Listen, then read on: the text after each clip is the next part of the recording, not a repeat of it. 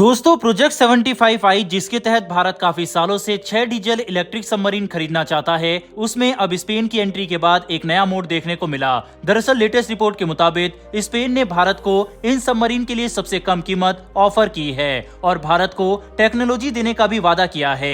बड़ी बात तो यह है कि स्पेन के सामने आने से जर्मनी परेशान हो चुका है, लेकिन अभी भी जर्मनी के पास एक ऐसा हथियार है जिससे भारत स्पेन को लेकर सोच में पड़ सकता है। तो चलिए क्या है ये डेवलपमेंट, इसे डिटेल से समझते हैं। दरअसल दोस्तों हम सभी को पता है कि प्रोजेक्ट 75 आई के तहत भारत 6 नई डीजल इलेक्ट्रिक सबमरीन खरीदना चाहता है, जिन्हें भारत में ही स्वदेशी रूप से मैन्युफैक्चर किया जाएगा।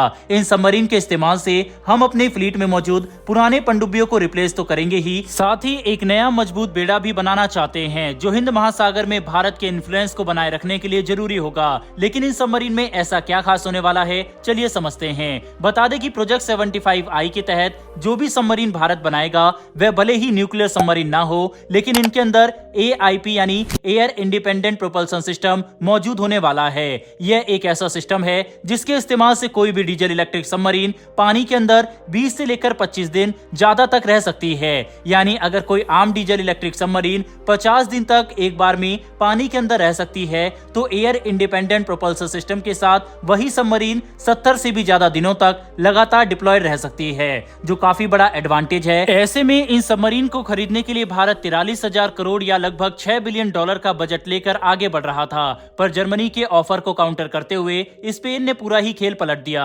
दरअसल स्पेन ने भारत को ये सभी 6 सबमरीन सिर्फ $4.8 बिलियन की कीमत पर सप्लाई करने की बात कही है, जिसमें स्पेन भारत को 100% ट्रांसफर ऑफ टेक्नोलॉजी और लोकल मैन्युफैक्चरिंग भी ऑफर कर रहा है। स्पेन की S80+ सबमरीन के अंदर हमारी जरूरत का एयर इंडिपेंडेंट प्रोपल्सन सिस्टम भी मौजूद होगा और यह हमारी सारी रिक्वायरमेंट को पूरा कर सकता है। दोस्तों S80+ सबमरीन को बनाने में स्पेन को 40 साल का समय लगा, जिसकी वजह से यह एक काफी नई सबमरीन है। हालांकि 8,000 नॉटिकल मील की दूरी तक ये सबमरीन एक बार में जा सकती है और इसे चलाने के लिए सिर्फ 32 लोगों की जरूरत पड़ती है, जिसका मतलब है कि इसके अंदर मौजूद सिस्टम और सेंसर काफी एडवांस है, जिसकी वजह से इसे ऑपरेट करने के लिए ज्यादा सबमरीनर्स की जरूरत नहीं पड़ेगी। इसके अलावा स्पेन हमें इन्हें काफी कम कीमत पर भी ऑफर कर रहा है, लेकिन जर्मनी के पास अभी भी एक ऐसा एडवांटेज है जो स्पेन फिलहाल मैच नहीं कर सकता।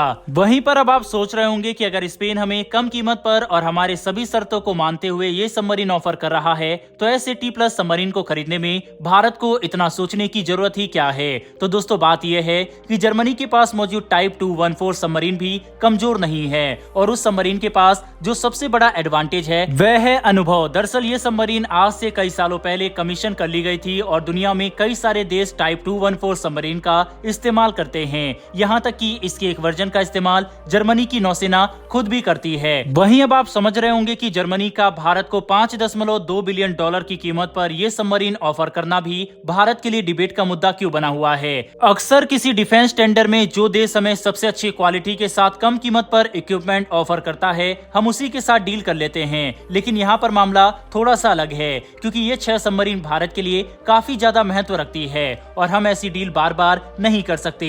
इसीलिए हम जल्दबाजी नहीं दिखाना चाहते और जर्मनी के पास टेक्नोलॉजिकल एडवांटेज होने की वजह से भारत सोच रहा है कि हमारे लिए सबसे अच्छी डील कौन सी होगी। दोस्तों एक बात और है कि जर्मनी की टाइप 214 सबमरीन स्पेन की S80+ सबमरीन के मुकाबले 4,000 नॉटिकल माइल ज्यादा दूर जा सकती है, जिसका मतलब है कि जर्मनी की सबमरीन के पास रेंज भी ज्यादा है और ऊपर से एक अनुभवी और सक्रिय प्लेटफॉर्म होने की वजह से भारतीय नौसेना इसके प्रति भी काफी आकर्षित है। अब यहाँ पर भारत चाहे तो हम स्पेन के ऑफर के साथ जा सकते हैं, जो हमें $4.8 बिलियन की कीमत पर 6 diesel electric submarine air independent propulsion system के साथ ऑफर कर रहा है, या फिर भारत $400 मिलियन की कीमत ज्यादा देकर जर्मनी के साथ इन 6 सबमरीन को बनाने के लिए आगे बढ़ सकता है, जिसमें हमें टाइप 214 सबमरीन मिलेगी और हम इन्हें भी देश के अंदर स्वदेशी रूप से बना सकते हैं। यहाँ पर हमें टेक्नोलॉजी ज्यादा सुपीरियर मिलेगी और रेंज भी ज्यादा होगी। ऐसे में अंतिम फैसला तो भारतीय नौसेना का ही होगा कि हमें कौन सी सबमरीन लेनी चाहिए, लेकिन इस बात को नहीं भूलना होगा कि हमें ये डील जल्द से जल्द करनी होगी, क्योंकि चीन की गतिविधियां हिंद महासागर में लगातार बढ़ रही है। ऐसे में दोस्तों आपके हिसाब से स्पेन और जर्मनी में से भारत को किस देश को चुनना चाहिए, अपनी राय कमेंट बॉक्स में लिखकर जरूर बताइएगा। साथ ही अगर आपको ये इन्फॉर्मेशन और वीडियो पसंद आई हो तो वीडियो को लाइक करके हमारी आने वाली डेली डिफेंस से जुड़ी ऐसी वीडियो के लिए चैनल को सब्सक्राइब कर बेल नोटिफिकेशन अवश्य दबा लें। फिर मिलेंगे ऐसी एक नई वीडियो के साथ। धन्यवाद। जय हिंद।